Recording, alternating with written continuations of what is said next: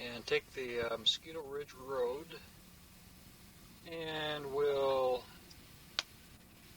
go up to the Granite Chief Wilderness area and explore the French Meadows region. This is French Meadow Reservoir. Quite a few campgrounds around here. I'm going to check those out for possibilities of hosting next summer. And possibly we'll check out this area down in here too today. Well, anything interesting on this route I'll videotape. Spend the whole day, pack my lunch.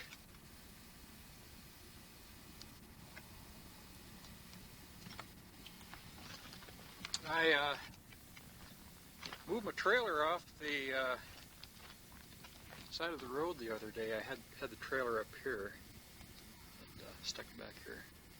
Get a little more shade on sunny days. That sun does heat up the trailer on sunny days, even with the awning out.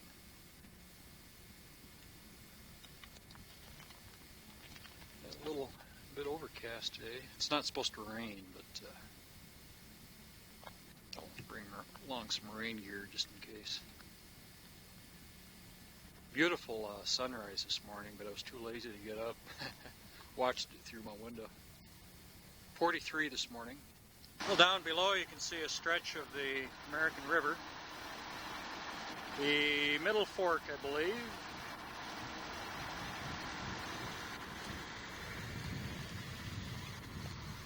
Eventually the Mosquito Ridge Road will take us up into this area.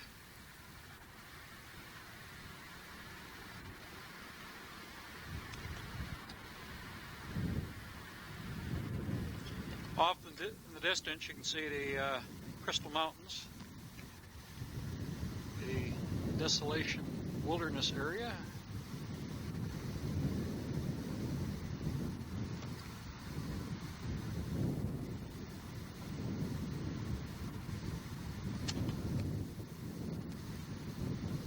Get a lot of logging trucks on this road.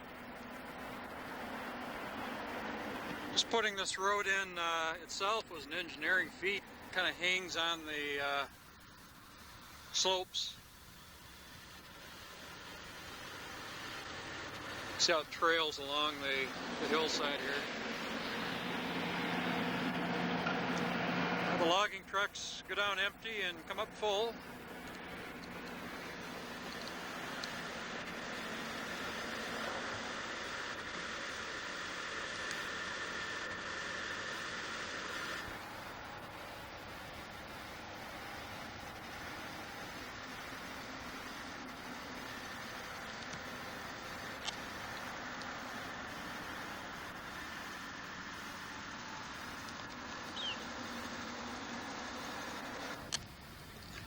I'll tell you, I wouldn't want to miss a turn. I don't think you'd stop until you hit the bottom. There wouldn't be much left either.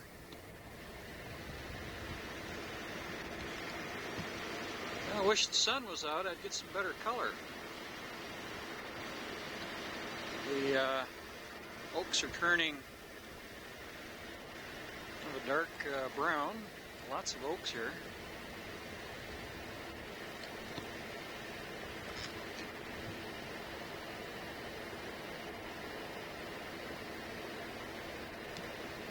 You know, I look at those inside gravel bars and I just wonder how much gold is still locked in. It's going to be fun finding out. There's gold almost the entire length of all sections of the American River. North Fork, Middle Fork, South Fork.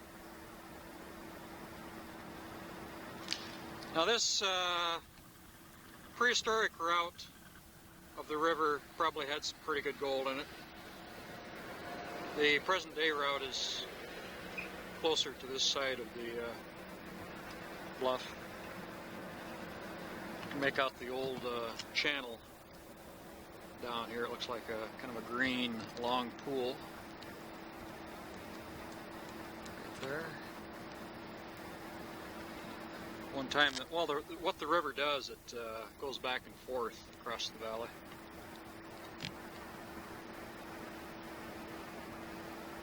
Looks like an old building down there. Potential metal detecting country.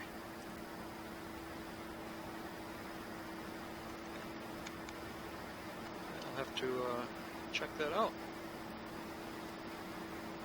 For putting in this Mosquito Ridge Road, you wonder how many gold seams and quartz seams they cut into. I see one pretty good seam right through here. I'll go over and just take a peek at it. You'd never know, there could be some color in that rusty seam. But I'm sure at least once in a while they ran into a gold seam. Probably put work to a dead halt. You can see where they made the cut all along this ridge. Oh, incidentally, this is the Forest Hill Divide. This is rather interesting. It looked like the 49ers cut a tunnel through this ridge where the building sits and diverted the river. One time the river ran through this area here, and once they diverted the river flow, they just worked the heck out of this whole area right here.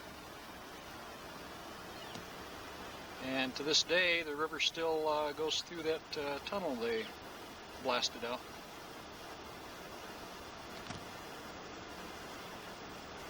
Well, I'll tell you, this road coming up here is up, and away. I think I've been going uphill for 20 miles now.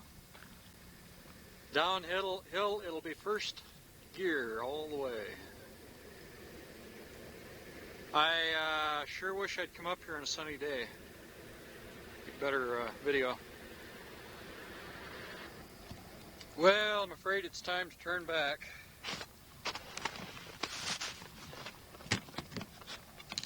Can't be getting into this stuff. Well, after 36 miles of up and down and back around and switchback curve, white knuckle, knee clenching, gut wrenching driving, this Flatlander has reached his destination. We are right there.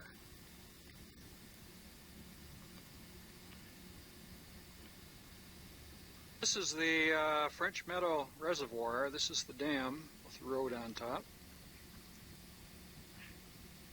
Looks like it might be down about 40 feet.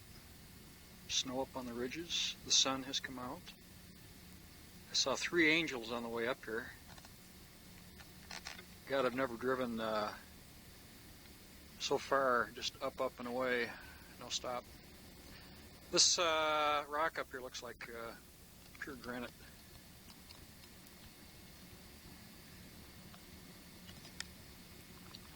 This must be the power station right here. And there's my old Jenny Burrow. That sign I just videotaped right there. Quite the engineering feat just getting this road up here would be. Must have taken years blasting, cursing.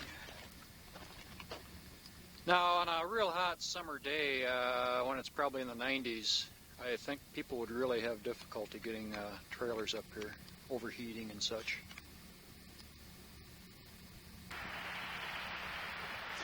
I'm not sure what this is, but it's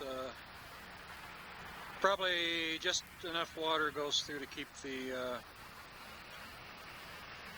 stream full. It's definitely not their overflow pipe. Water level looks like normally it should be right up to the tree line there. Well, no disrespect intended, but this will be my first and last trip up here, so I'll shoot some video for you. Quite a few little Cold Spring streams up here. We're about 5,300 feet above sea level. I just left the French Meadow Reservoir. There isn't too much there. The campgrounds are typical.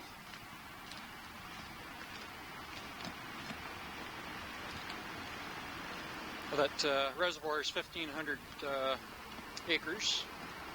This is known as the Gates Campground. There's a fella camping over here. I'm sure the temperature gets well below freezing up here this time of year. They've got outhouses. I don't see any running water. Campfire stoves. The headwaters of the middle fork of the American River start right up here.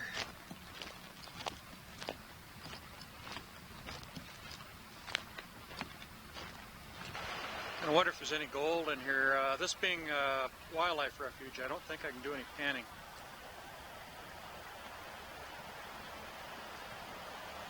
Looks like beautiful trout water, gin clear. Got a little snow over here. We're going to take a little shortcut, and this is Soda Springs Road. Head over to the Forest Hill Divide Road, the uppermost part of Forest Hill Divide Road. Hopefully we'll get some pretty good views of Granite Chief.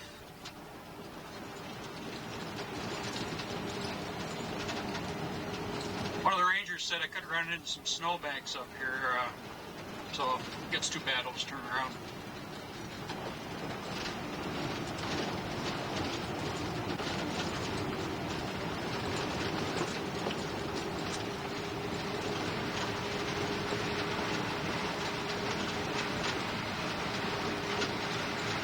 Oh, time to turn around.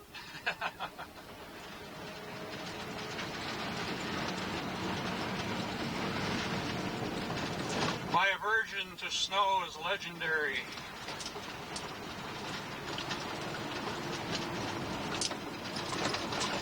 The Granite Chief Mountains. Vast country, untouched by man.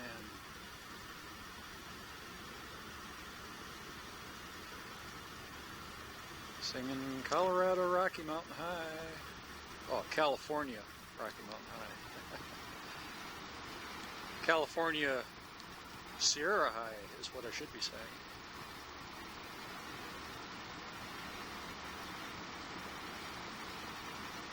Great grizzly habitat.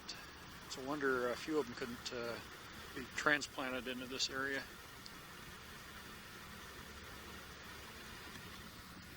Well, I'm still taking my road up. Once I get up over the top, I'm home free.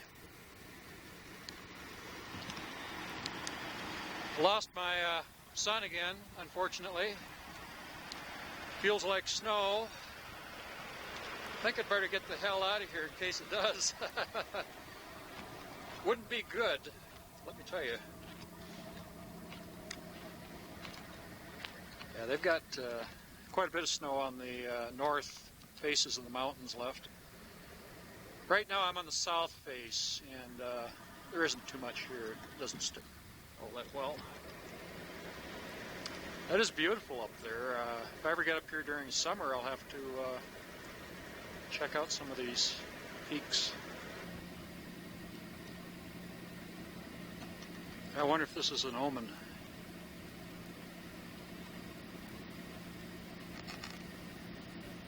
Just big enough to get my truck through. Here's the crest. I'll be up there in a few minutes. Almost looks like a permanent snowbank over here. Year-round snow. Granite Chiefs off in the distance.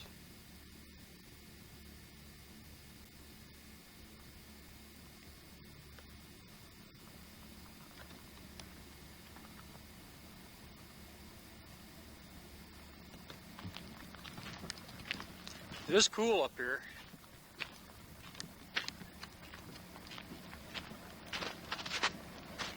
Now here you can see the Crystal Mountains. These are the mountains you see from Dan's building site.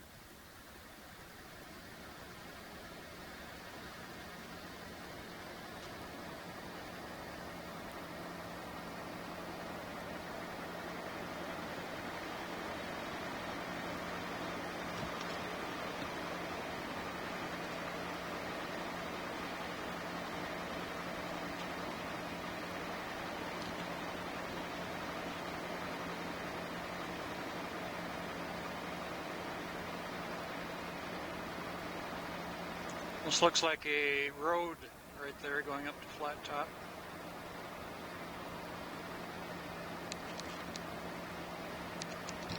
It's a long way up. That came from down there originally. The Pacific Crest Trail.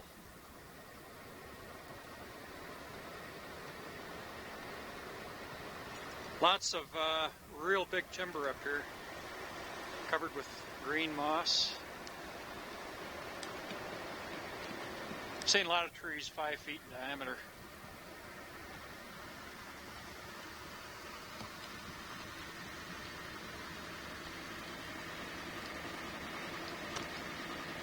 Thought I had a fire up here at one time.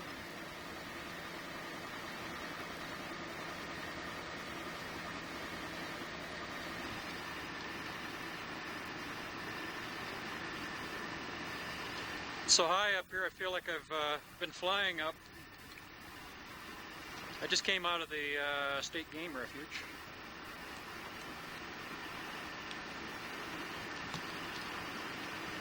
Of course, I had a shotgun behind the seat.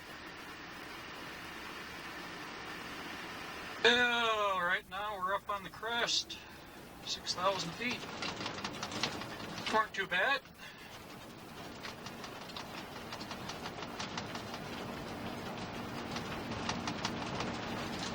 Now, we'll be going down on the north side, so that's going to be the tricky side. There's going to be more snow. It's first gear time, downhill all the way. These trees are beautiful up here with that green moss on them.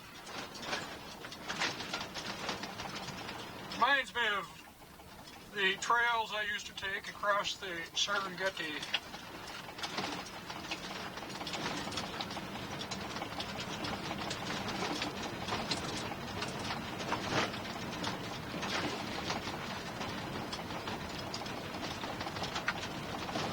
Got some nice views up here. Just past one, I was going to videotape it. Well, before I get down too low, I'm going to fill a bucket with snow and take it down to Matt. Matt hasn't seen snow yet this year.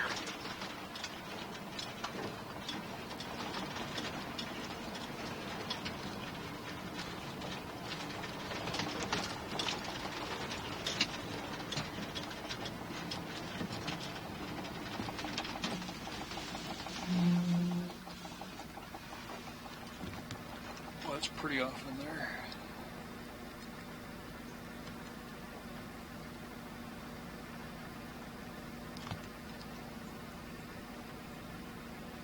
Oh, here's Dan's place, right there on that hillside. You can see my trailer right there. Well, I think we'll get that snow for Matt now.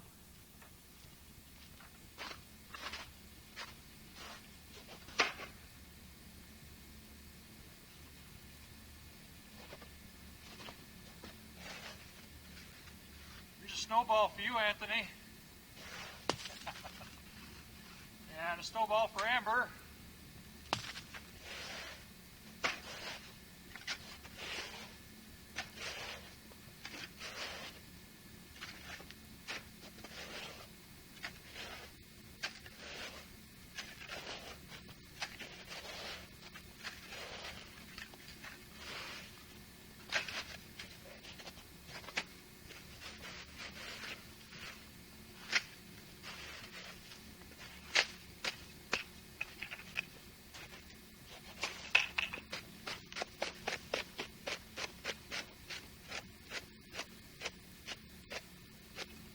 I think that'll do the little munchkin.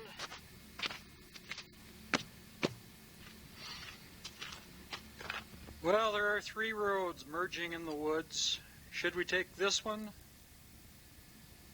Or should we take this one? Or should we take that one?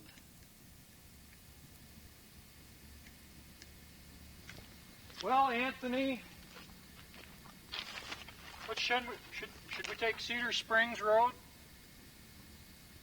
We just came from French Meadow. We can't go back.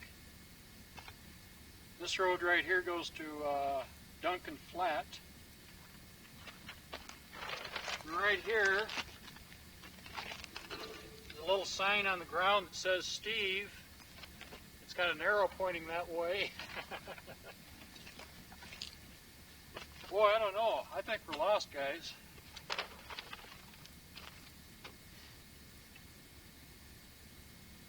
Oh, let's see.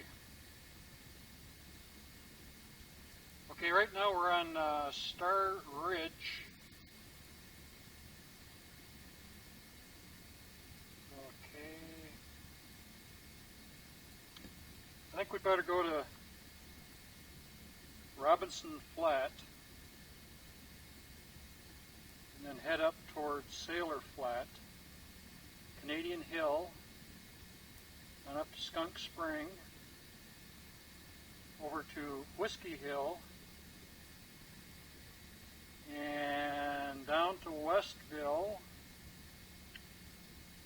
down to Well Forks House, down to the site of the town of Main Top, and then down to Forest Hill. It's right there. We aren't lost. Well, I'm going to have some lunch. Right now it's, on the watch stopped, another omen. It's about 2 o'clock, I think. Yeah, sun says 2 o'clock. Well, I don't know. This sign right here, they've got Steve painted in yellow letters. They've got an arrow pointing Soda Springs. If I go that way, it might change my life completely. For the better.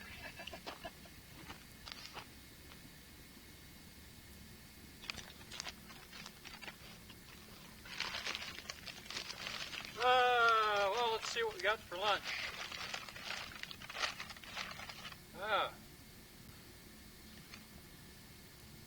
This program is being brought to you by Diet Pepsi.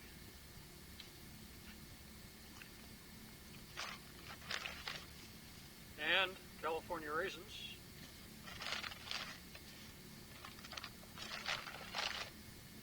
And Sacramento River Valley apples.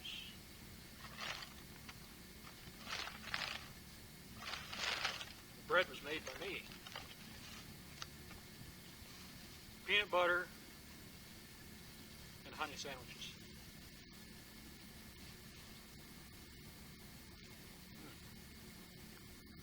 Cornbread.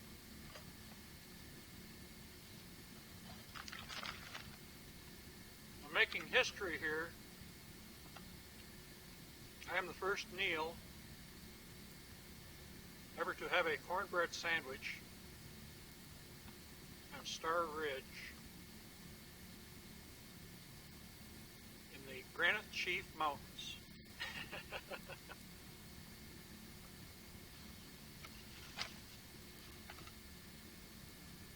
It is nice up here. Right now it's probably 65,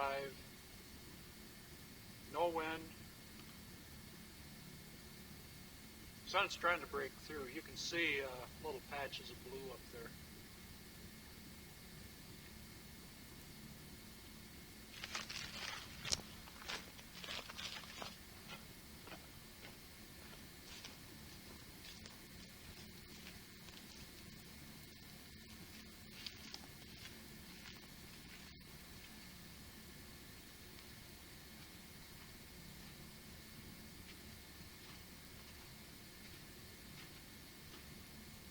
I hope you guys enjoy this.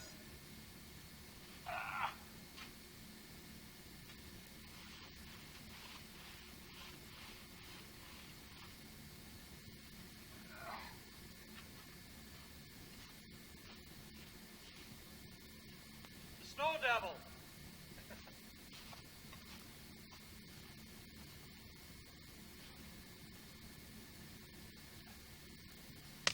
I'd laugh if I hit that camera on the lens. Well, no, I wouldn't.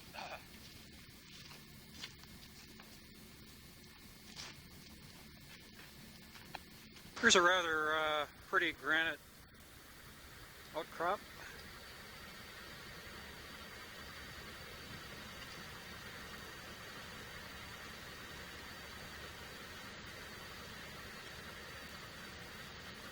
Plus, looks like this area here was hydraulic back in the 1850s, 60s.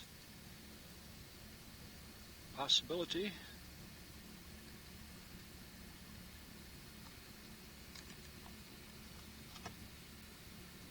Wish I had a good topo map. I could tell you what these peaks and valleys are.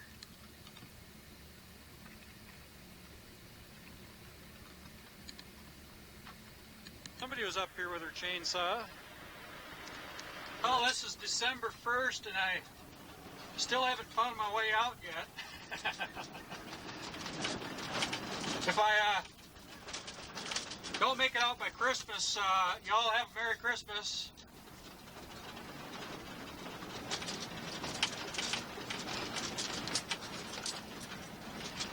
Getting close to civilization. I'm seeing more beer cans now.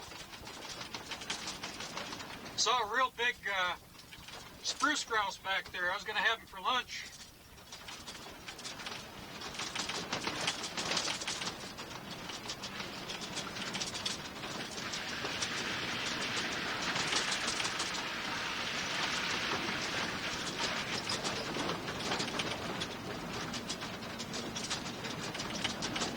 Problem is, I keep going up. I thought it'd be going down pretty soon.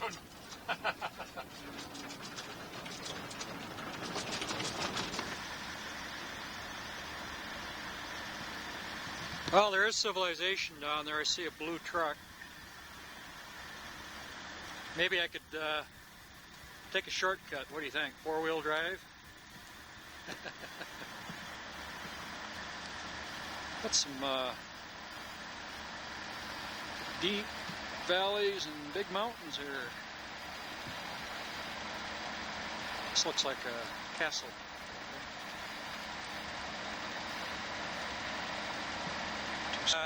Have a feeling this might be a rain gauge. It's got a spigot on the bottom, tank on the top.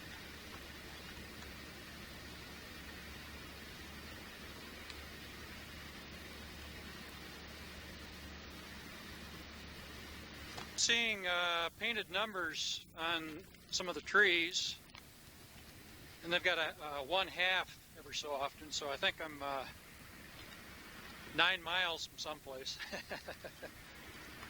Hallelujah! We're saved.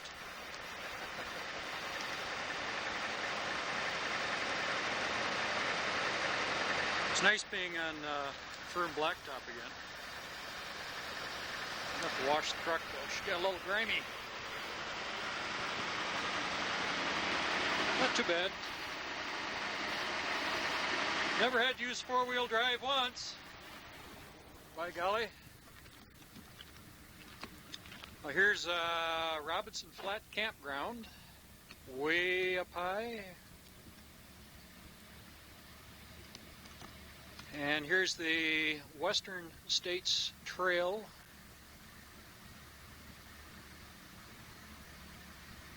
About 2 miles, but I don't think I'll bother today or in this lifetime. Hippity-doo-dah, hippity-yay. My, oh my, what a wonderful day. Plenty of sunshine heading my way.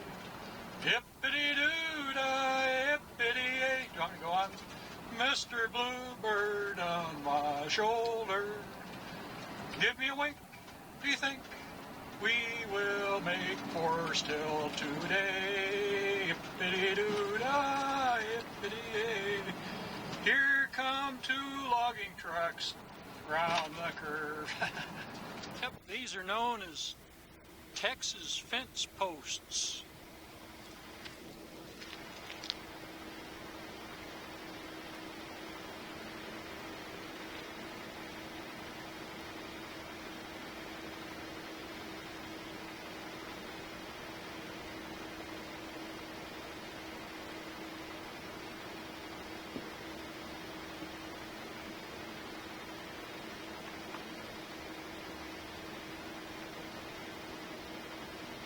Got big cows out here. On this road, I think you're up in northern Michigan, November.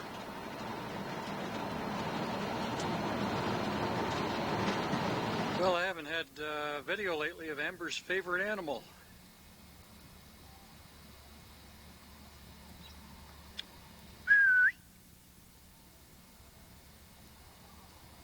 I think he's ignoring me.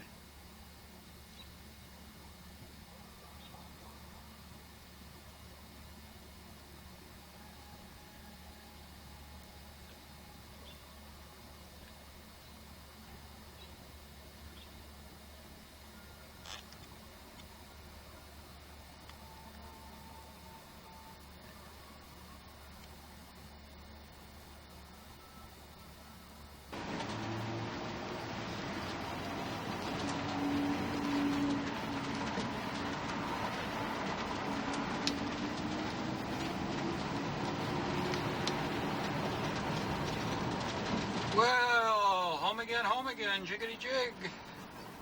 Move the gate.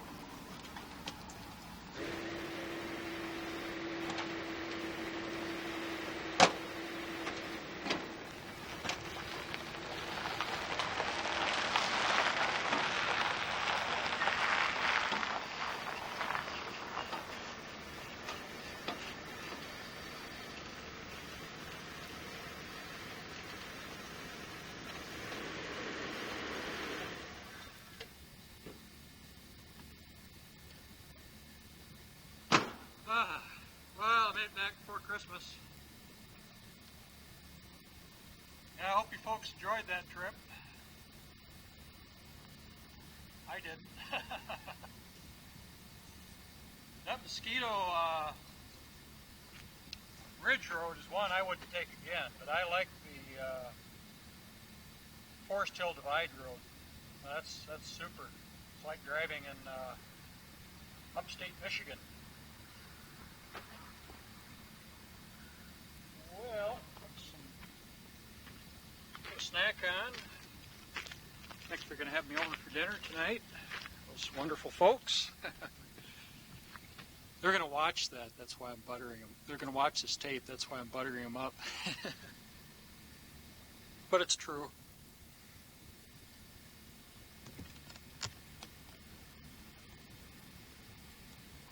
Truck is performing flawlessly. Knock on wood.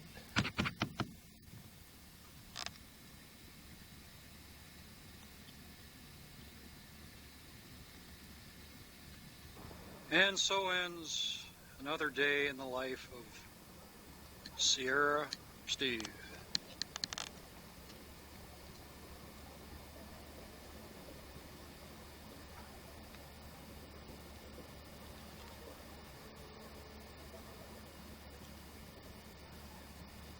Well, this is the morning of November 16th. Just a real quick little sunshot here. I don't want to add to my problem on my vision finder. Well, congratulations on getting your buck. I just assume that you guys were successful.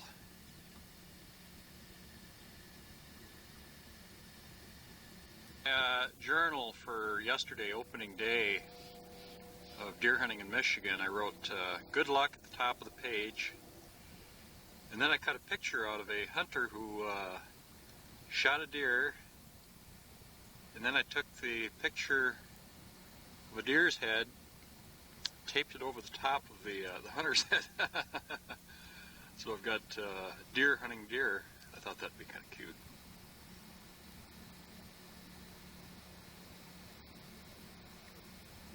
There's a buck. Big one.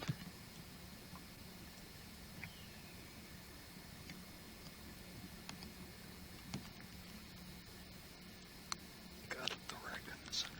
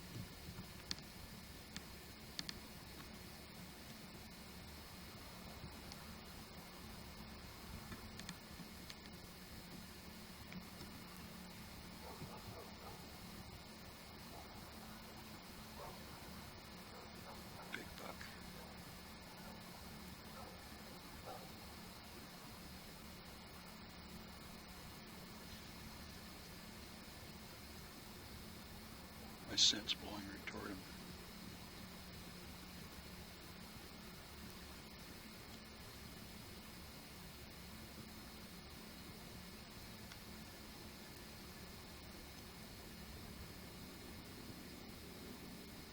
A couple does there too.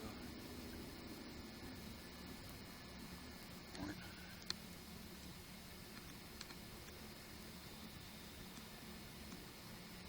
I think he's after that doe.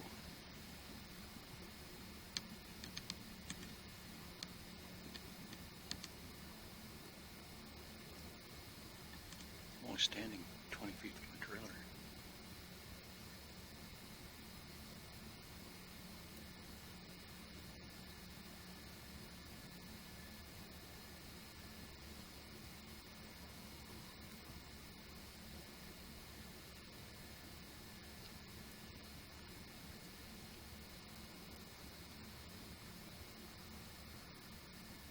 God, look at the rack.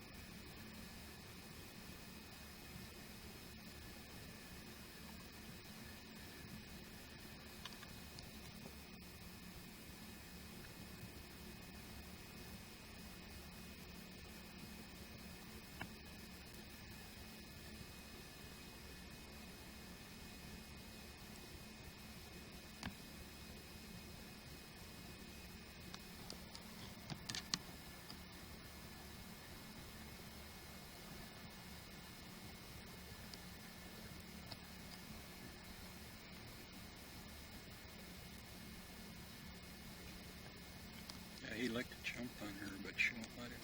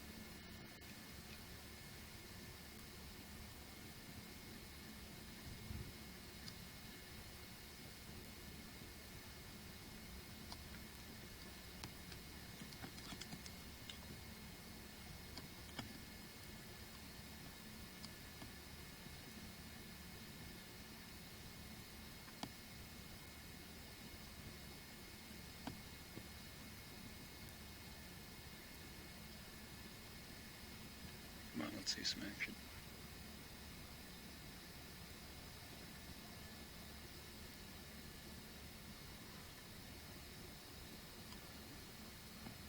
Spike horn to the right.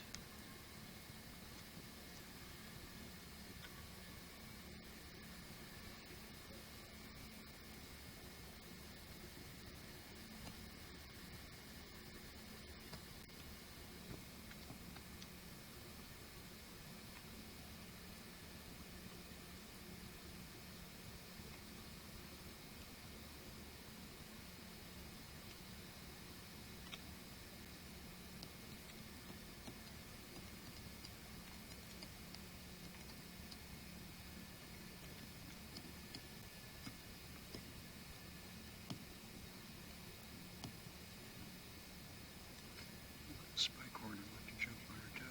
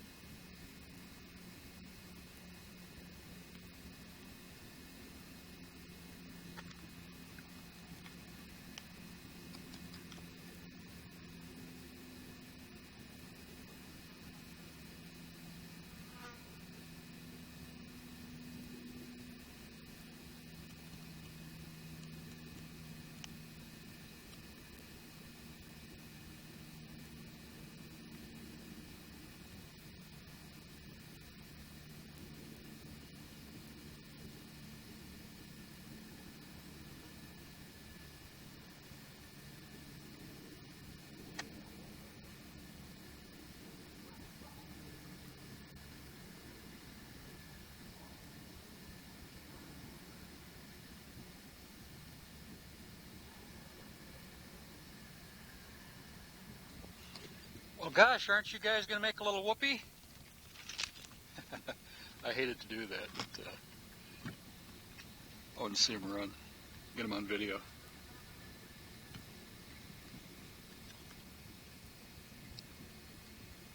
They're too concerned.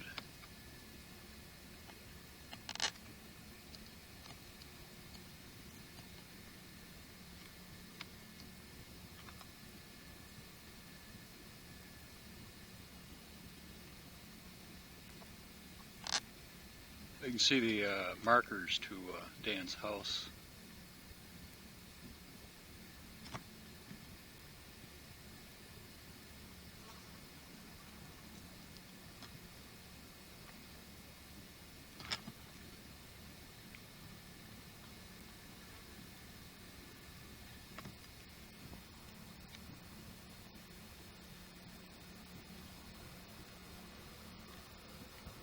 Right down the road.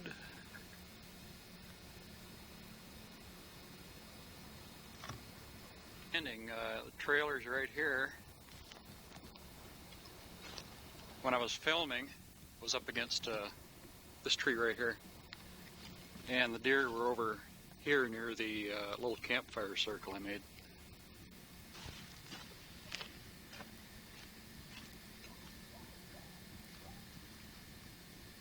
Well, you know, here it is, November 16th, second day of the Michigan deer hunting season. And I guess, technically, I did get my buck. He's on film. Boy, that was a beautiful animal. I just wish I could have videotaped him mating.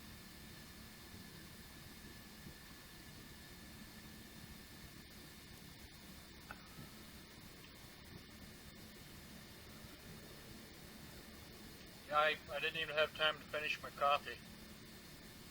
Right now it's, well, when I first saw him it was about 8 o'clock, and I'd hit my play button on the camera every time it looked interesting. And that was fantastic. That's the biggest buck I've ever watched in the wild like that.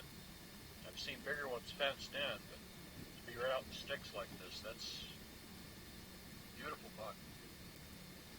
Now I'm not sure if that's a blacktail or mule deer. I'd have to look it up in my book to see where the range is.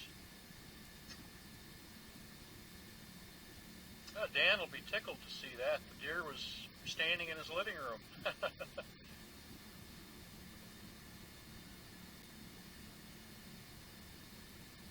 Well, today we're going about 4 or 5 miles up the road to Michigan Bluff, to Old Town. Down below that is one of the claims that belongs to the club I belong to.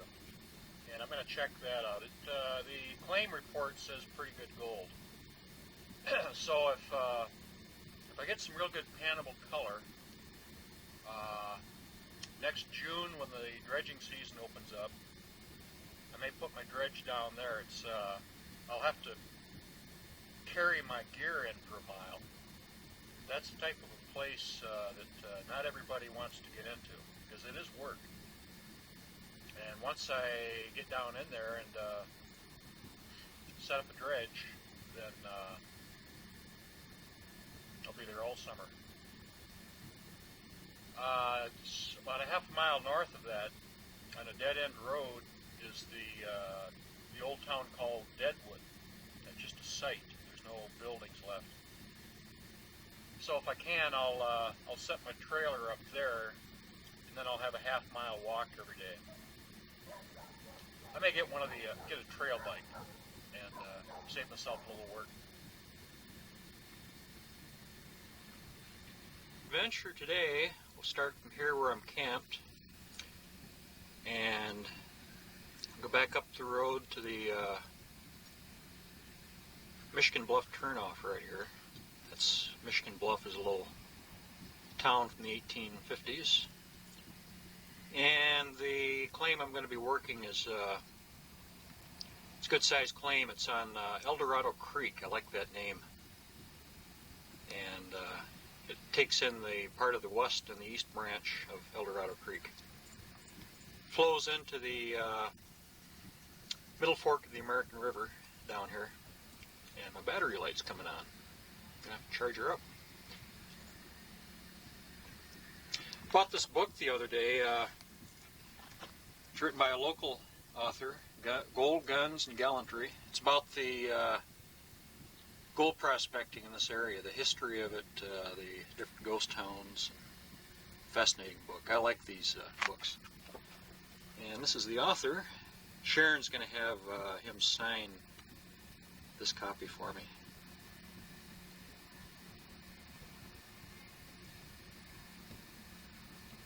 Now, according to my Gold Prospectors Association of America Claims Guide, page 64, this claim I'm going to check is called American Placer, and it's got 160 acres. From Michigan Bluff, take Michigan Bluff Last Chance Trail about 2 miles into claim, rough access. And mining comments and members' reports, tough to get to, but good color reported in creek gravels. This is on the west and east branch of the North Fork of the American River. So there's two ways of getting into it. I can go back up Forest Hill Road, take Deadwood Canyon Road down to a point about here, and then pack my stuff in. This is the claim square. Or I can go over here to Michigan Bluff and park here at the lock gate. Then you take this Michigan Bluff Trail down through here, and you come in from the south up Last Chance Trail. But I think it's best if I check out the Deadwood Road, because I could put a campsite up there. Down here at Michigan Bluff, this is all developed private property. But this whole area here is national forest. It's all public land. But only members can work that claim. And if it looks good, I'll be living there all next summer. Dredging season starts June 1st, runs up through November or October, I think. Somewhere down here, I can hear a flock of turkeys calling.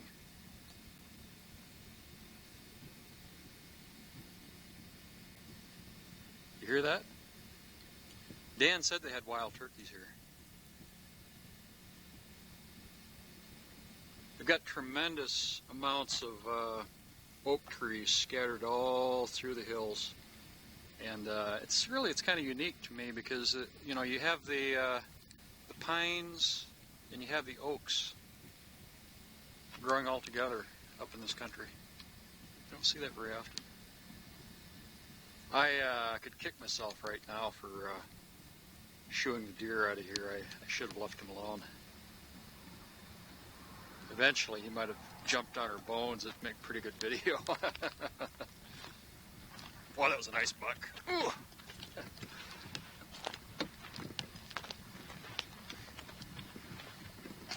Well, I'm getting ready to head on out to El Dorado Canyon.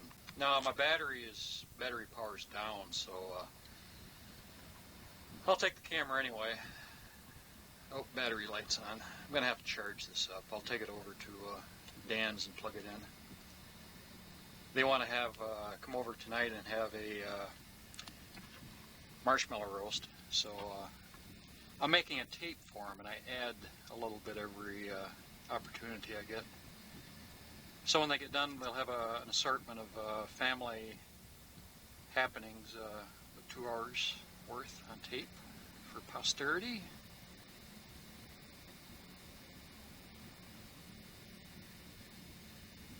Still hear that turkey.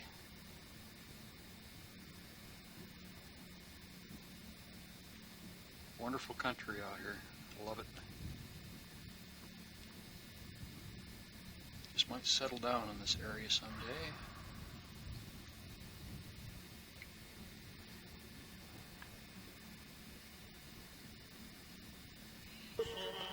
This will be pretty, guys.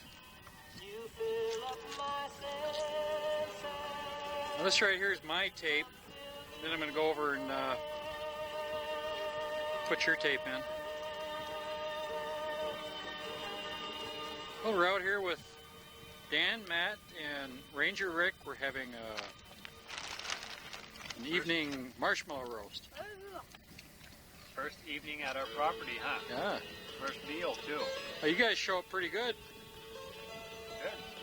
Of course, Matt's going to have to stand close to Dan so I can get him in there okay. It's a nice fall evening here. Beautiful. About November 16th. 60 degrees, maybe. Yeah. 55. Matt's eating like he's never had potato chips before. The menu tonight is hot dogs. Dessert is marshmallows. Hot dogs, potato chips, Pepsi. And John Denver for entertainment.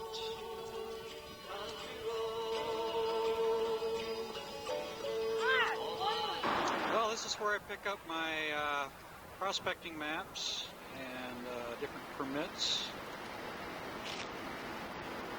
for camping, dredging.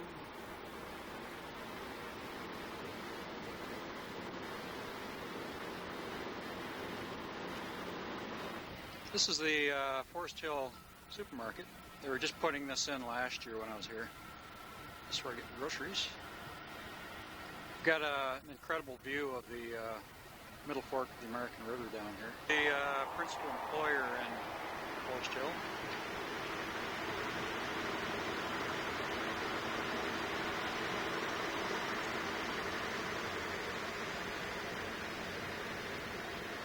Big piles of lumber off in the background. They keep water sprinkling on the logs to keep them from cracking, warping.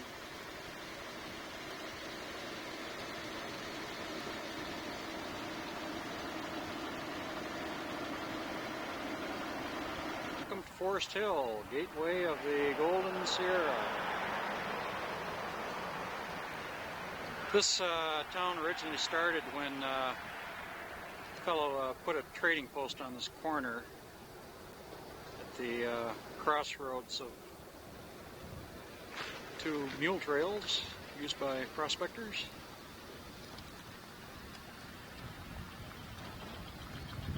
Here's the post office where I send out my videos, and the bank, bake shop, doctor's office. They have a lot of little mini malls like this, strip malls here in Forest Hill. Half a dozen gas stations, 2 bars, half a dozen party stores. The town's population is about 500, but they've got all these little subdivisions running off. So actually there'd be a few thousand people, I think, in the area. This is the Forest Hill Business District. Bars,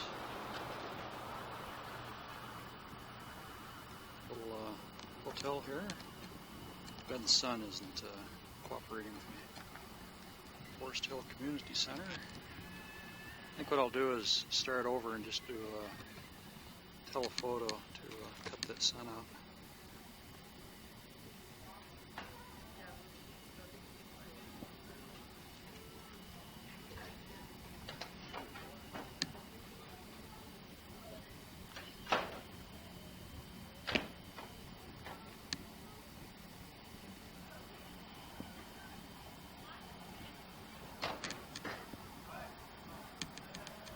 These buildings right here being restored, a lot of them are from the 1850s.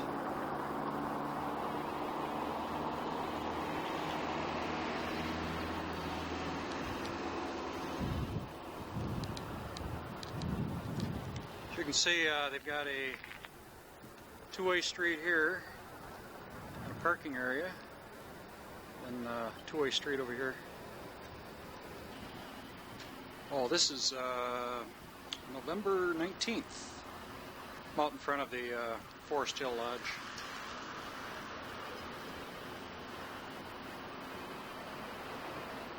It's like the Reed City Hotel in Reed City, only this one's log. Bar, rooms, dining room.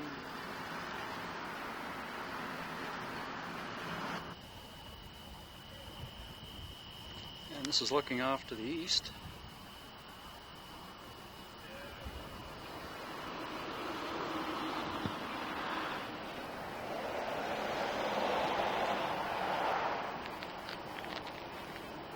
This fellow here makes nugget jewelry.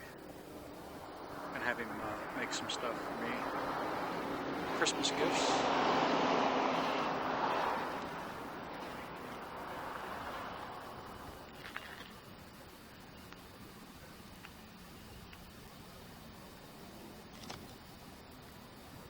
It says Forest Hill, gold discovered here in 1850, in which year the first forest house built. In 1852, the Jenny Lynn mine found, which produced over million in gold, while the mines in this immediate vicinity produced over $10 million up to 1868. Town an important trading post and famed for its beautiful forests.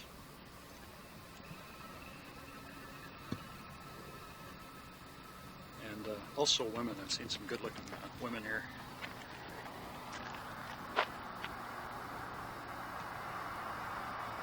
My camp is up the road here about 2 miles.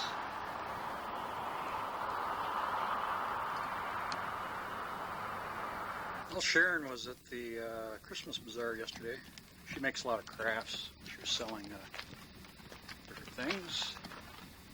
This is the community center building, big log building.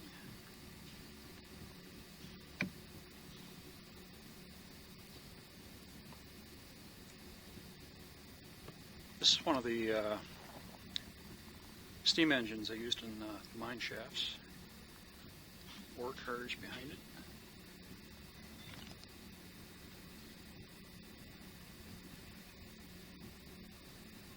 This is the Pioneer Church down here.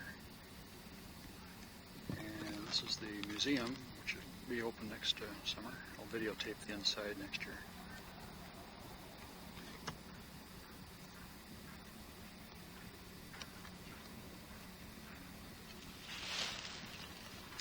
This is the Forest Hill Park. It's right in town. Another view of the community building. A gazebo in the park.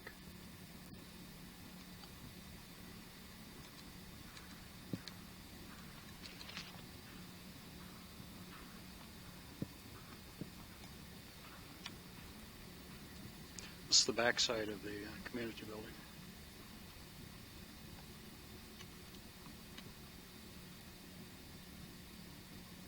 Got some big trees here in the park. This park is probably 150 years old.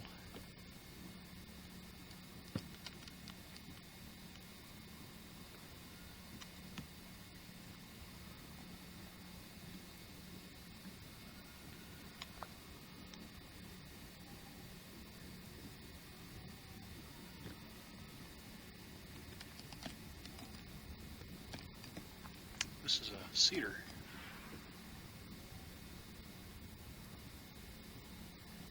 Actually, it's in the redwood family. A book on the local history here. Stories from the Mother Lode. There was once an old fellow. These local books on the history are just really an invaluable source, for me anyway. Looking up the old mining towns and the author with his wife on the back. Collection of old-timers, yarns heard over half a lifetime by a man who can hardly remember anything of value, but who cannot forget interesting trivia. Written with the help of his better half at the urging of many friends who thought these stories should be preserved. Her great-grandmother was the third white child born at Michigan Bluff. And if I can get the page here. This copy is signed by the author and his wife, which I always like to have done. Excellent book. It's got some real good stories in it.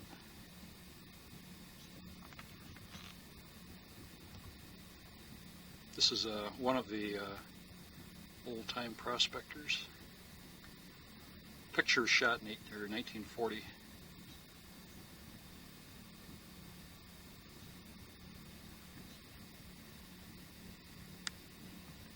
Picture of Forest Hill shot about 100 years ago.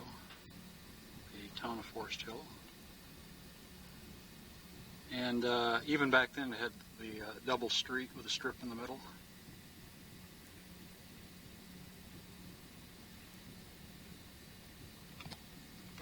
middle fork of the American River.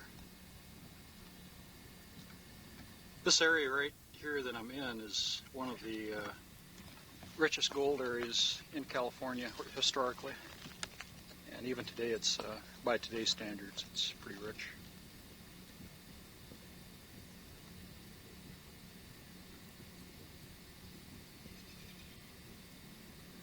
Here it is, November 19th, and we still have robins. Temperature right now is about 75.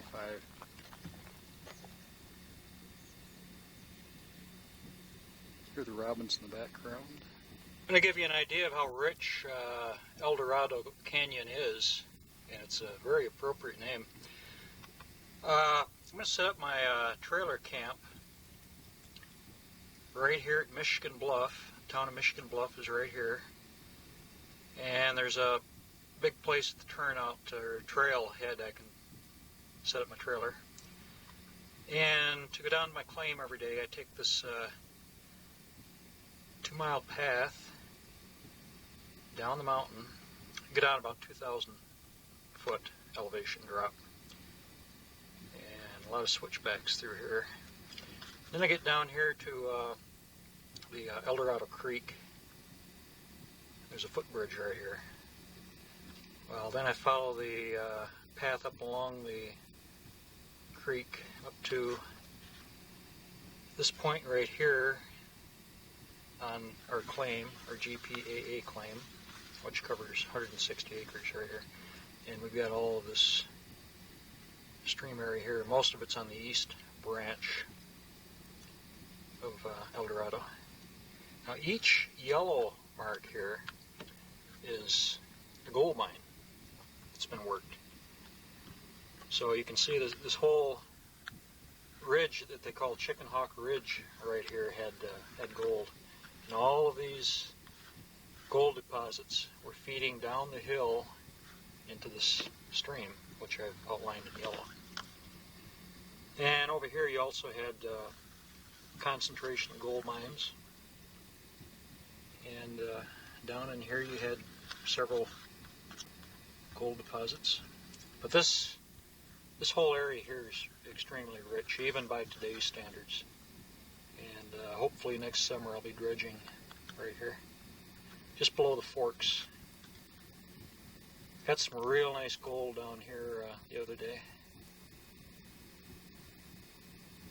I'll probably walk out of the canyon every evening and go back up my trailer, watch the news.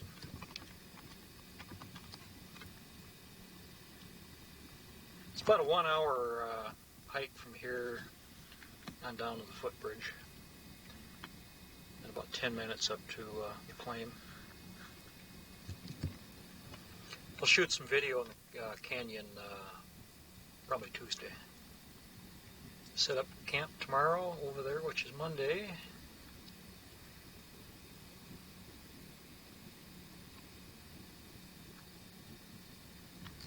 The elevation here is, a campsite would be 3,500 feet, and down here it's 1,800. Well, today is November 20th. I moved my camp up to the what used to be the town of Deadwood, California. Not the Deadwood of Wild Bill and Doc Holliday. The town wasn't real big. Catered to the miners in the area.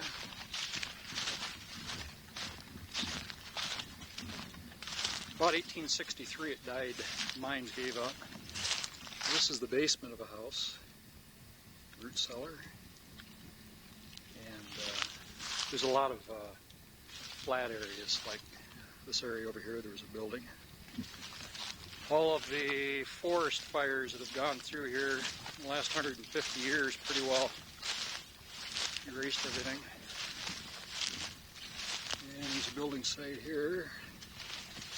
We'll do a lot of metal detecting here.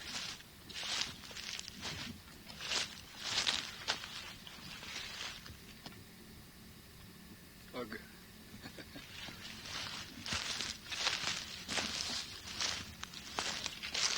Somebody is doing some metal detecting.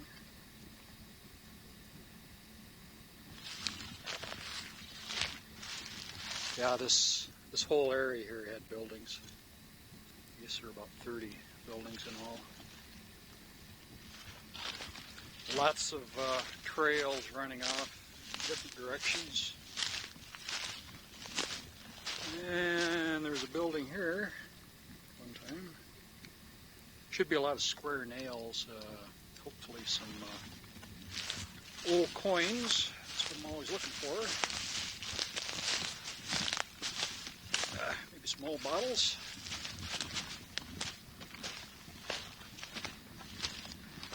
If I get any rain up here at all, I'm going to have to leave immediately because coming in here is a long grade of slick clay, and if that stuff gets wet,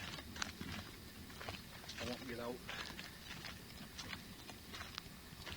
I was up here a few days ago, and there's a big bottle dump down here. The old cork-style bottles, like Jim used to collect. You can see the darn flesh flies. They don't bite, but they get in your ears and your eyes and your nose. They're a nuisance.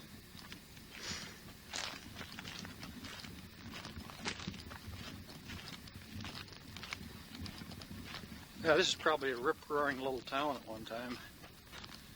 The El Dorado Canyon is down here. That's where my claim is. And the middle fork of the American River Valley is down here, at the bottom of the ridge, about 2,000 feet down.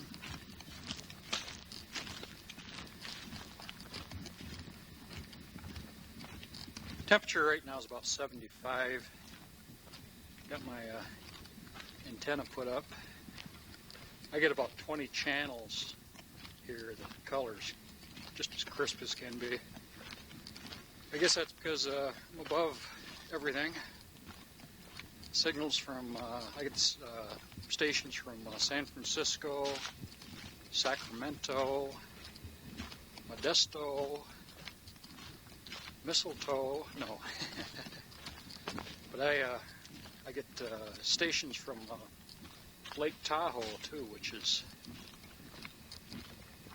about 20 miles from here, a little higher up.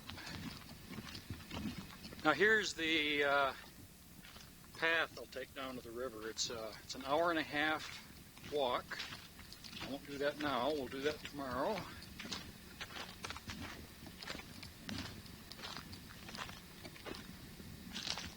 Here's a sign that the Forest Service puts up, so if anybody gets hurt, they've been warned. The only thing you can't take out here is a Jeep, so they cross through it. Well, here's the cemetery of Deadwood.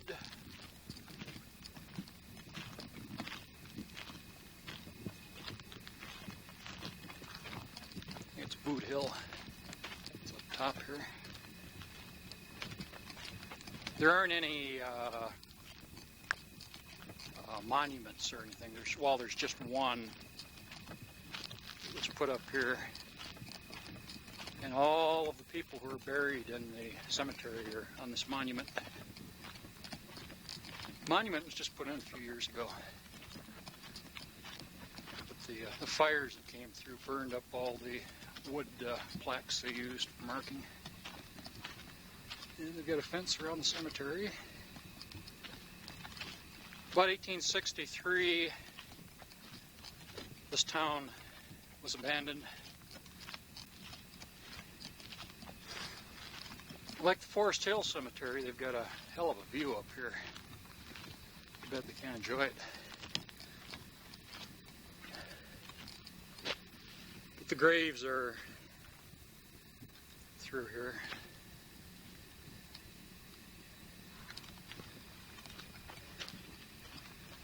Well, it says the Deadwood Cemetery, restored by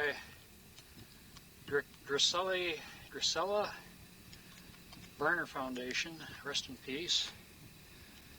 And they've got about 3 women buried in here. Rest are men. Rose Williams, and I don't know if Jean Snyder's a woman. Susan Peters.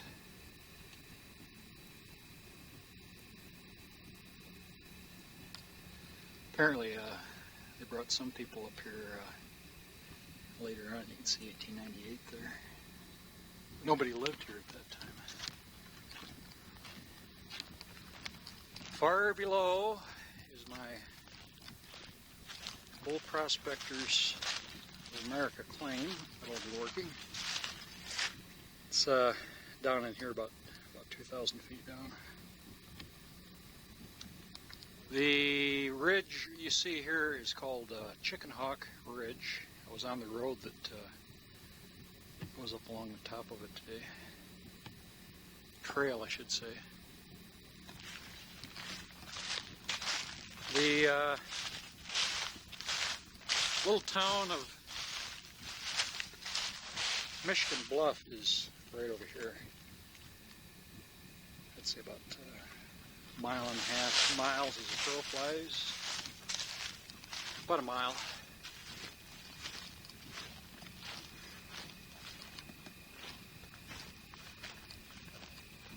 Now, you don't really see any sunken areas where the caskets disintegrated. Not that I'd dig anybody up, but unless they buried them with the gold, I'd dig them up.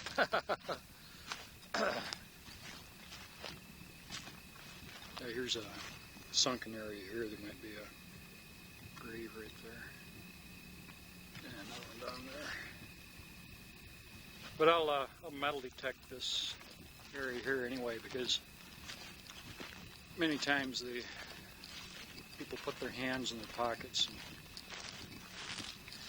take out keys or whatever and lose coins.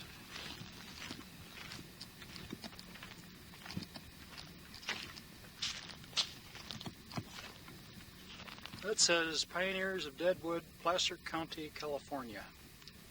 The native sons of the Golden West are proud to donate this plaque to commemorate the Pioneers of Deadwood.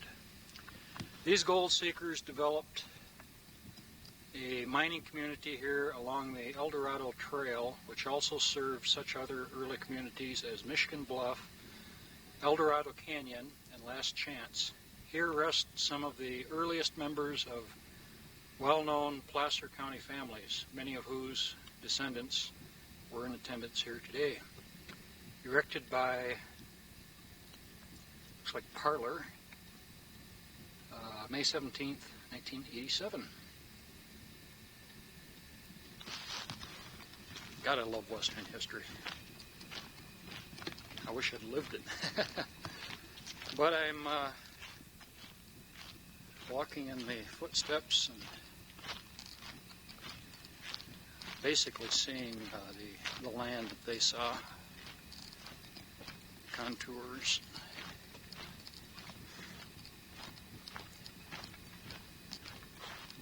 Let's see what we can see from here. Okay, way down here you can see Mosquito Ridge Road. That's what we took up to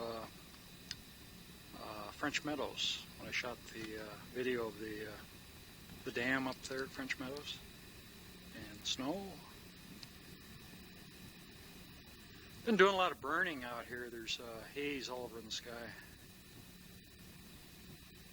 Of course, it's extremely dry here. They could be having some forest fires. The Granite Chief Mountains are over here.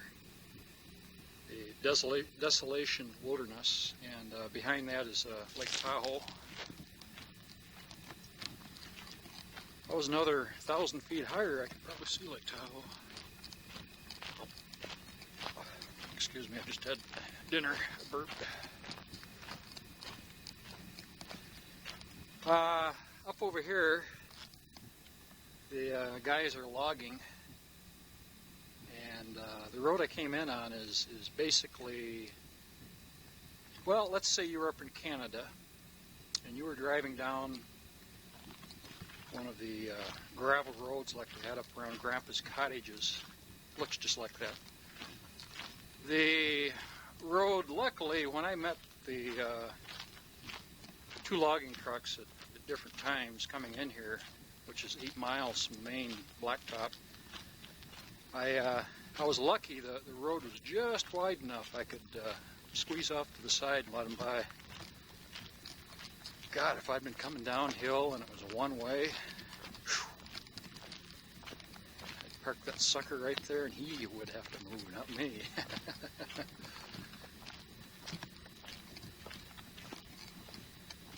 I think when I pull out of here, it'll be on a Sunday when the guys are off work. Oh, when we do take that trail down there, what I'll do is take my equipment down first, get everything set up, and probably the next day I'll take down the video camera.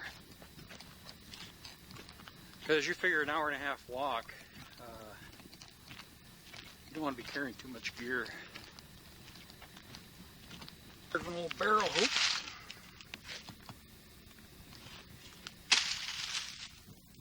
See where people have been digging for artifacts and things. This was this hillside was a dump site. People, well, there were buildings up here, and they just chucked things off the back porch. There's a lot of old porcelain, old dishes. Some of them have interesting designs. This is just plain white.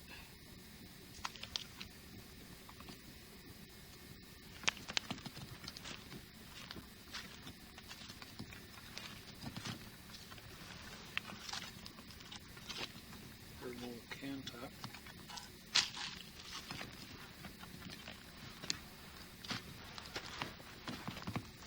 What we got here? Kind of pretty. Says it's the maker's insignia. Got a lion right there, and BOX something.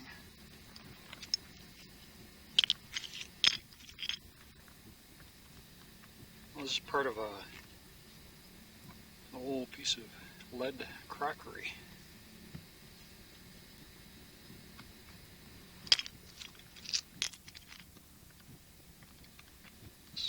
This was some kind of a fancy dish. It's got beading here, design on the bottom.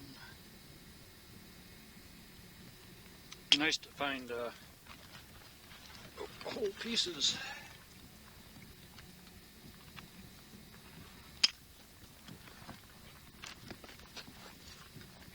Part of a cup.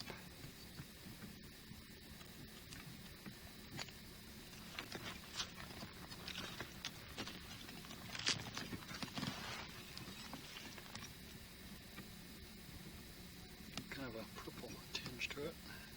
Drinking glass.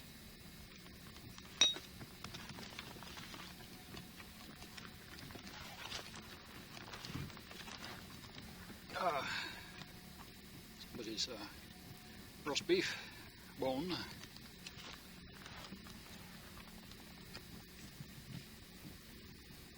Part of a sarsaparilla bottle.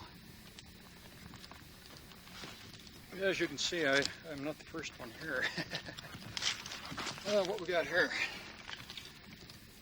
Looks like a sardine can. Hold on. More pieces of dish. It's the bottom of a very large, probably a whiskey bottle or something.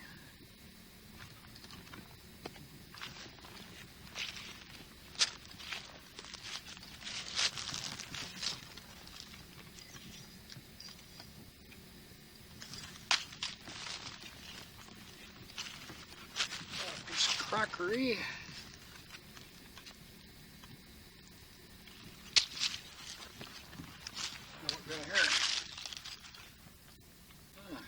Like maybe a gravy dish or something.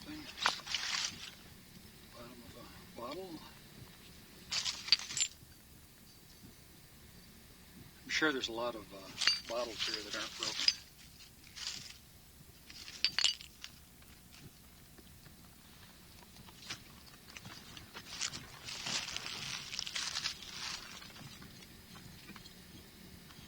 Dish.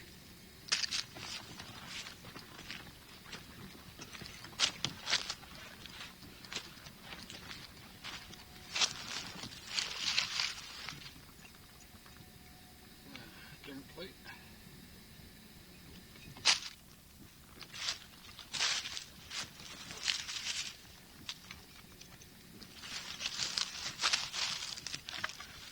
Hell, I didn't know they had Coors back then.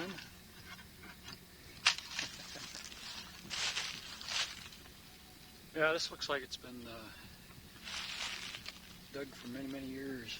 Right here. Little pits, holes. Deep hole here is probably where the gold was.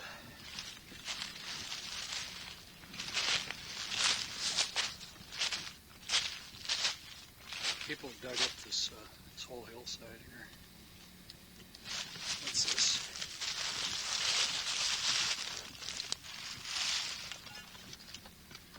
Well, part of a cast iron stove. Bit of a design on there.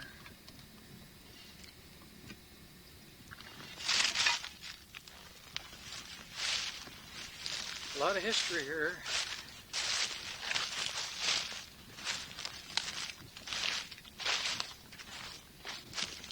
I'm sure there's a few worthwhile artifacts in here to look for.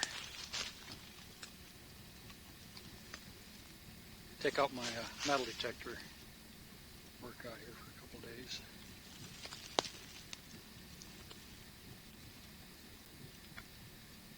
I can see this little bit of a hill right here.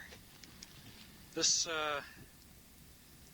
soil is volcanic ash, and once it gets wet, it's just as slippery as snot. But once I get up right over here, then I'm okay. It's all pretty much gravel all the way through, 8 miles to the highway.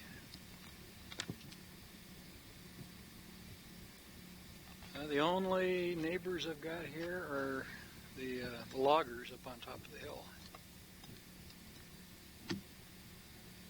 Occasionally you can hear their machinery when it backs up. It gives off a noise, safety factor, I guess. This ridge over here, Chicken Hawk Ridge, one time had about 30 gold mines all up and down the full length. And all that gold washed down into El Dorado Canyon.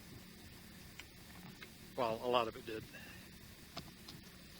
And even today, it's, by today's standards, it's pretty rich using a dredge.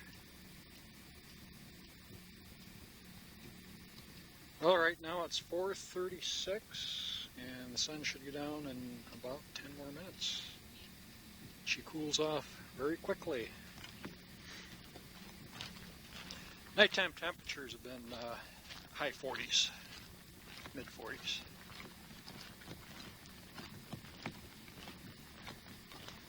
God, I love this life. You know, when I was a boy, I used to dream about doing things like this. Dreams do come true.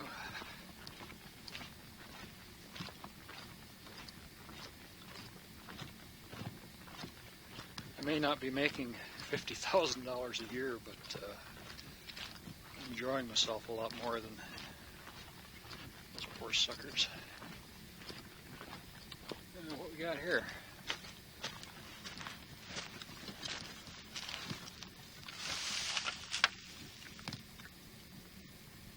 Looks like maybe some part of somebody's tent. That's it.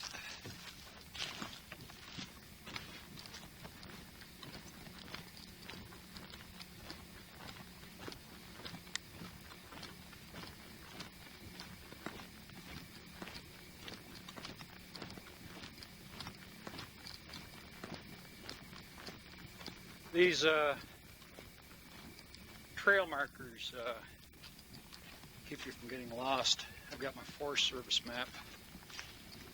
And all you have to do is just look at this number on your map, 16E10. That means it's going east. Here's something somebody found.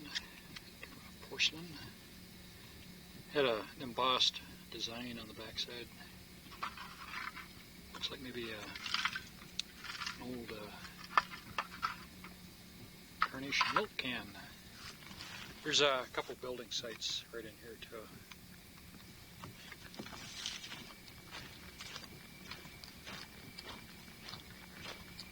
Well, I think we'll go watch the news.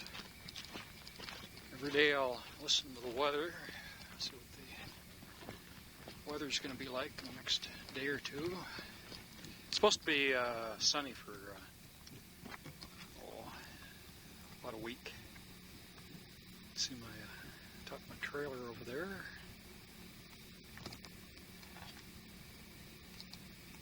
Well, I'll tell you, it's a rough life. I really enjoy it. You've got about a half dozen trails running off from the town site here that went down to the various gold mines. This is probably quite a place when the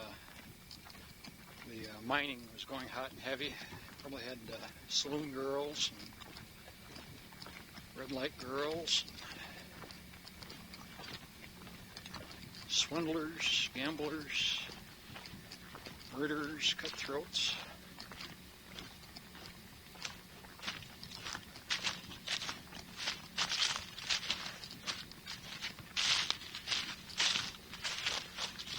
Yeah, you pretty much see how it drops here. The grade is real steep.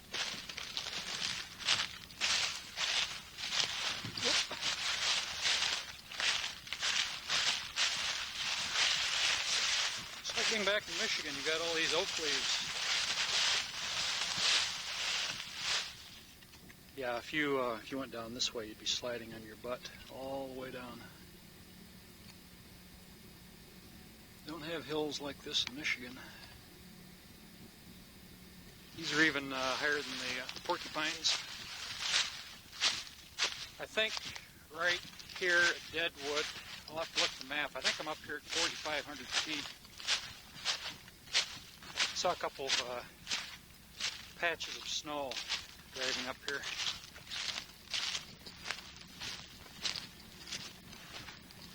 Like I say, before I came up, I noticed the weather report. It said 5 or 6 days of sunny weather.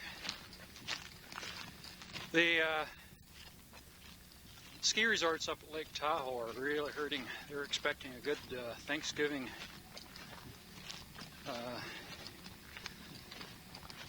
few days there, people coming up. Most of the lodges have closed down. Well, the sun's gone. 441. Now this is where I heat up my solar water. Picked up a lot of dust coming up here. Stuff's like talcum powder.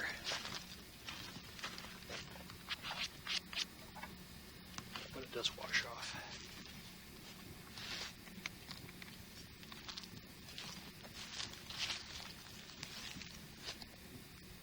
Usually in the evening when there's a little bit of a cloud skim out here, the sunset's fantastic.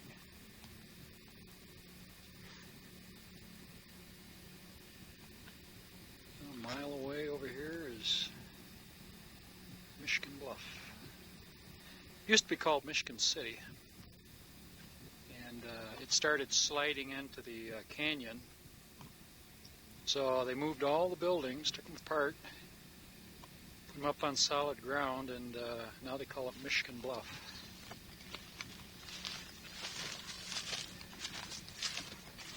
Most of the folks who live there are retired.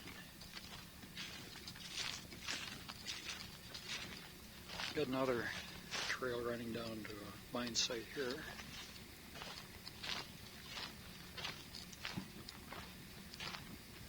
This is probably a very busy corner at one time. the road here. You got the mule trail there. They took their supplies down. And a road here. I'm sure there's probably a general store right in here. Well, it's enough video tonight.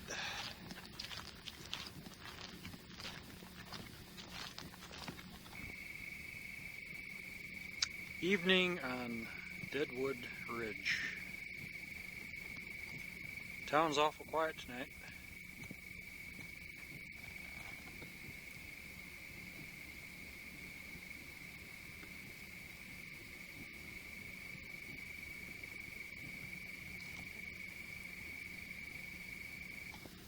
Well, good morning. This is Tuesday, November 21st. You can see the clumps of mistletoe up in the tree.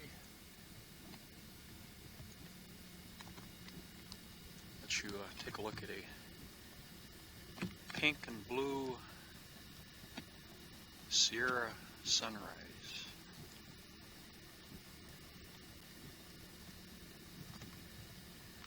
Sun should be popping up any second now.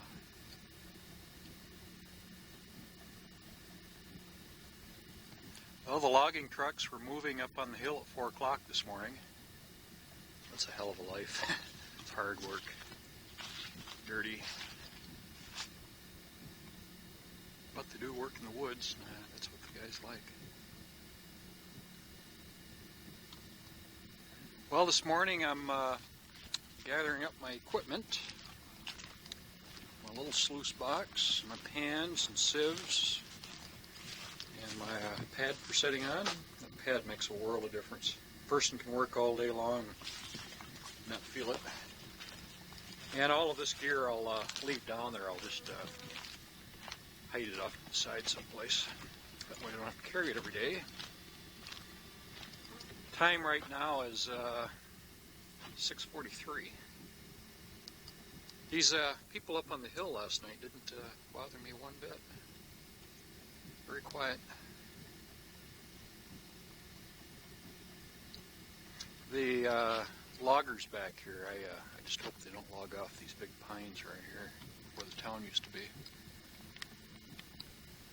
If they do, they're totally unethical. There's enough timber in these hills, they don't have to come right in this area here and screw this up. Some of these guys, they'd go up there and cut all the trees down in the cemetery too. Greedy, very greedy. A lot of controversy out here in California and Oregon on cutting old growth timber. The flesh flies are just coming out, little buggers. I get down there on the stream and it's pretty cool down there and they don't seem to bother me at all. Once the sun comes out on these ridge tops, they're a pest. I'll learn to ignore them.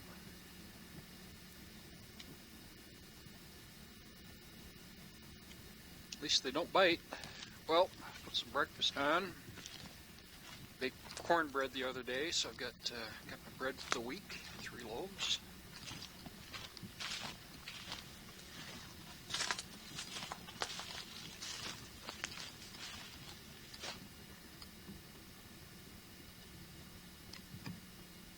This is November 22nd.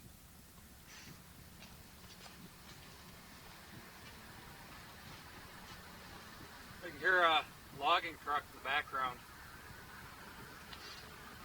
Well, I'll tell you, I learned a lesson. When you come into a place like this on a logging road, you want to come in on a Sunday if you've got a trailer. Guys aren't working then. Coming in here, I had 2 very close calls. Most of the road's one way, and you come in on a curve, and you don't see them until the last instant. And somehow, I got around them. Skin of my teeth. Found some pretty good gold. Yesterday I spent the day exploring El Dorado Canyon. Did some gold sluicing. There's one nice good sized piece in there. It's iron stained. I'll clean that up with vinegar.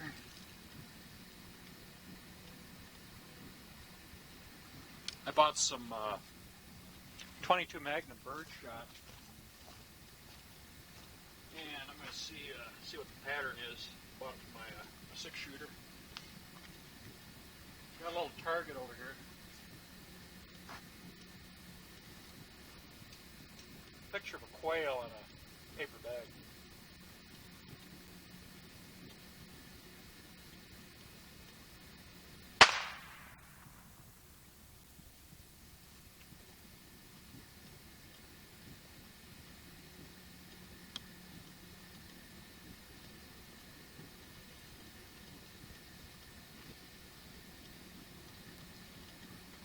This quail right here would have lived. Pattern is really spread.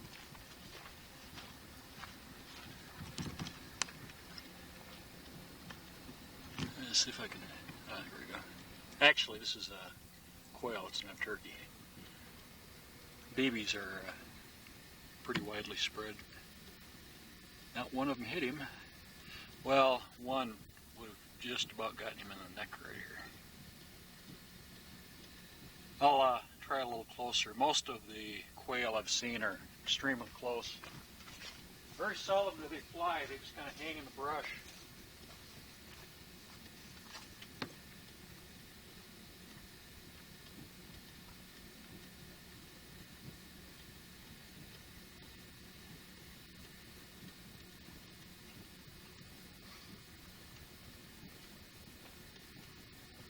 The 22 Magnum shells I shoot in this are pretty accurate. I use hollow points. Put a telephoto in on that bag there.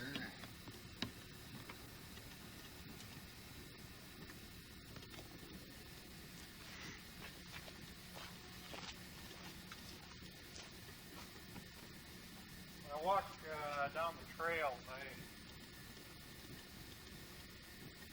usually about this close to it.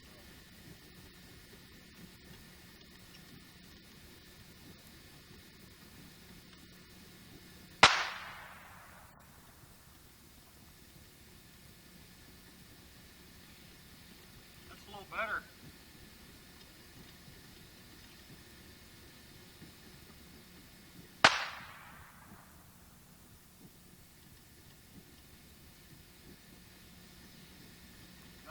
Dead quail.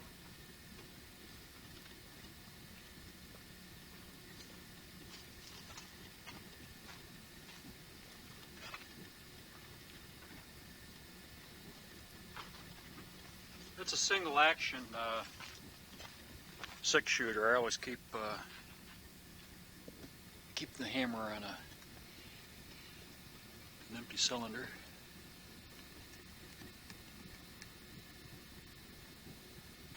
Well, we're expecting some rain Sunday and snow above 6,000 feet. I'm 4,000 here, but I think Saturday night I'll pull back down to Forest Hill, visit with Dan, Sharon, and Matt, probably Sunday, and then Sunday afternoon I'll head south again. Oh, as a wedding gift, Dan and Sharon are getting married in April. So as a wedding gift, I gave them a 1/4 ounce of gold dust. They're going to have wedding rings made. And that'll mean a little extra to them. Plus it made me feel good too.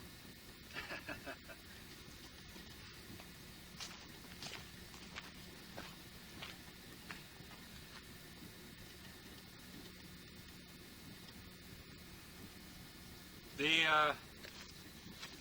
BBs on those shells, I think, would be pretty effective. Now on the back side, they just rip right out. They're number 11 shot, and you get 172 BBs in one cartridge. Well, I've noticed one thing on the 22 Magnum. My God, they're a lot louder than even a 45 or a 38. I think it's the velocity of the load going out of the end of the muzzle. That's a pretty good little cartridge. At close range, very effective too. The quail we have up here are mountain quail. The little top knot on the head goes forward, and on the valley quail, the top knot goes in the opposite direction, goes backward. I think the valley quail are prettier though. As you can see, the mountain quail look like a paper bag. When I get one, I'll videotape it. You can see what they look like. Well, going to do some metal detecting today. Check out the town of Deadwood. I pretty well wore myself out yesterday. When you go down into El Dorado Canyon, you have to take the old mule trail. That's what the old prospectors took when they went down into the canyon back in the 1850s. It's really kind of an amazing experience. You know, you're walking the exact same trail they walked, and your muscles are aching just like theirs did. And after sluice boxing all day and exploring down there, then coming the 2.5 miles up the mule trail, you're going up 2,000 feet elevation. Well, I'll tell you, last night I felt just as sore as they felt. But it's really quite an experience. Even though I'm 150 years behind them in traveling this country, I'm reliving history. I love the experience of being right here where they lived, worked, died, cried, sweat, gave birth. I love it. I really, really like it. I enjoy it. Better to retire when you're young than when you're old, because you don't walk those trails and climb those mountains. Well, the first place I'm going to metal detect is sun's in my eyes. I can't see where my finger is. Here's the star of my movies right here. The first place I'll metal detect is right here. I'm sure there used to be probably a general store in this location because all the roads kind of bisect around it. And there's a big flat area right here.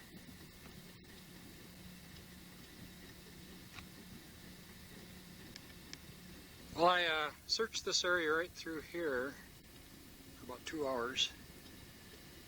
And where that big pine tree is, there was a building there at one time, and there was remains of a wood stove. Square nails all through here. That's one building. Square nails in this area, another building. And there's another building right in here.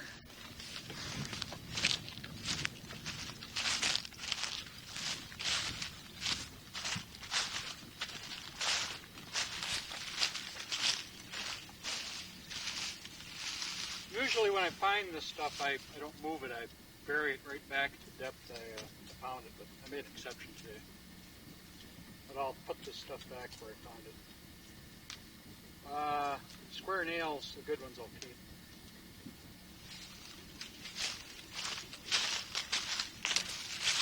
Well, here's the remains of an old file from both halves. And there's an old sardine can, pieces of wire,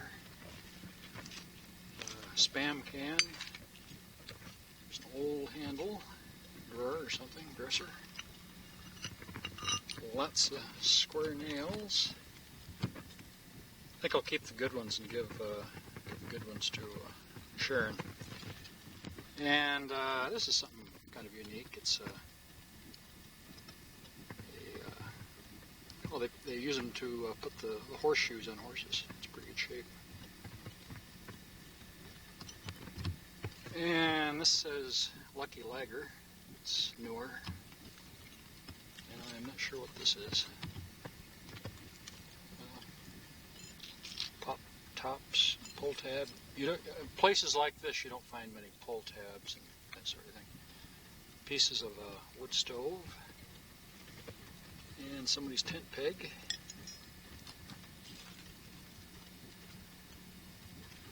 Here's some 38 specials, new ones.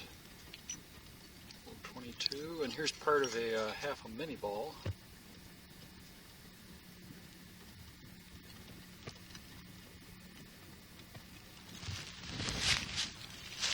So at one time somebody was using a file here, lost it in the leaves.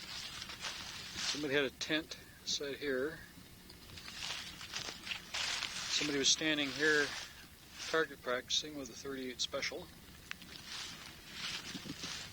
And we had 3 buildings in this area right here with the roads going around it. And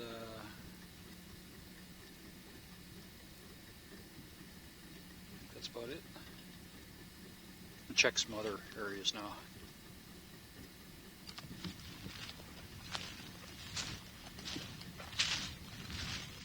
Yeah, I think I'll check this area next.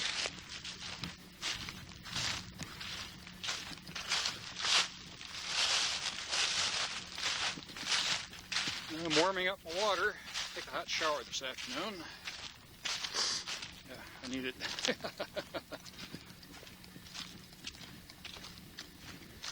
Good God, you know, I've got all this mistletoe hanging up in the tree and it's going to waste.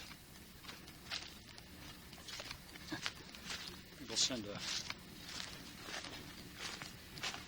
bunch of it to that girl I met in Sacramento, old cutie. Well, make some lunch.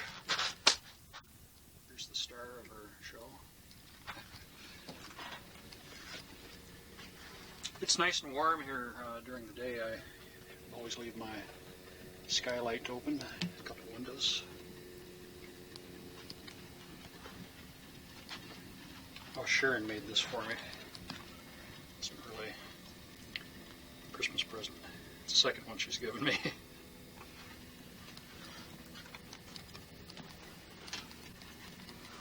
Well, I had to send some of my books home because I've got just enough room for the books I really need, my mining and ghost town books.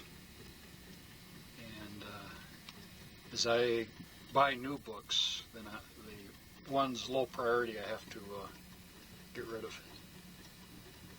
That closet must be getting awful full back there. Upstairs. I wrote my journal this morning. Every day. I usually write what happened the previous day. I'll write the next day. Television reception here is just really fantastic. Crisp, clear color. Got about 20 channels out in the middle of nowhere. Well, tomorrow's Turkey Day. I think I'll run down to the Pages. They're going to have me over for turkey dinner. I may not be back home with you folks, but I never do without. Meet a lot of real nice people. Of course, I'm awful generous with people, and I find that generosity is usually very contagious. What you give in life, you receive in return. I find that to be true. Karen, that school teacher back in Connecticut, writes me all the time. She sends me these wildlife cards. I like keeping right here. There's a leopard, cheetah, tiger. I wrote her a letter asking for a lion. Complete the set.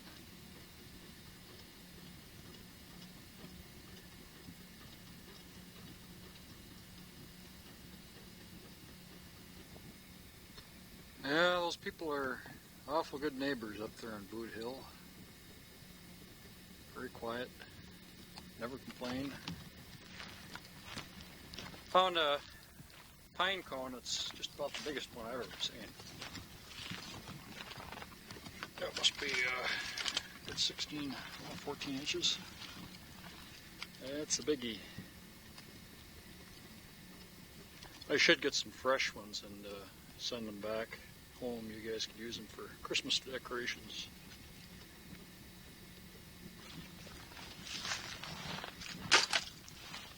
I was metal detecting over here on the rest of the stove, which originated up here.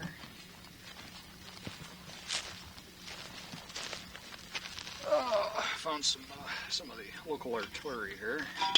Whoops. Let's see. 300 Savage, 32 Special Remington, on an old Shasta cream soda can before they start putting the tabs on them. And let's see, we've got 44 Remington mag,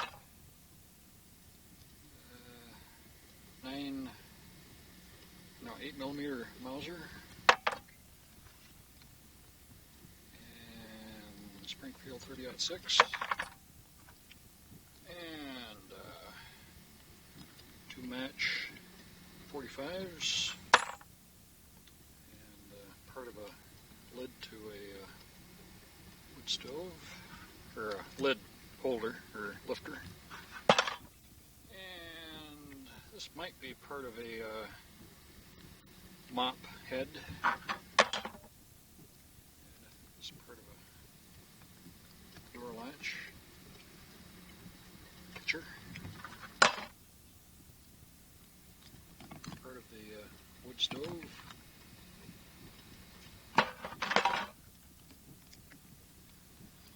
And I'm not sure what this is.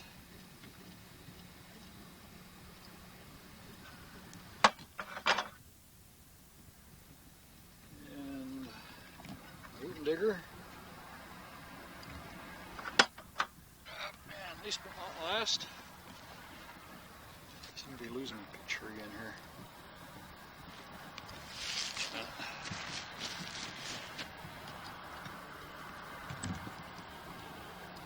If it's that bright sun that does that or not. I can't really see anything in my little viewfinder screen here.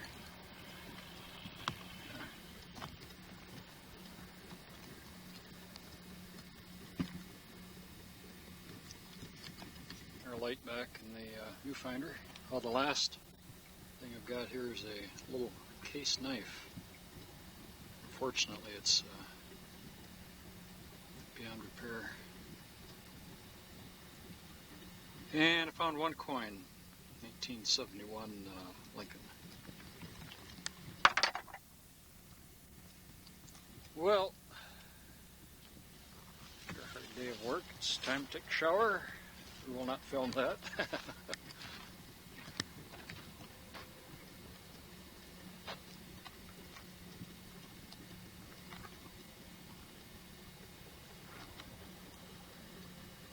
Should get a nice sunset this evening. We've been having pinks and purples and blues. I'll try and film it.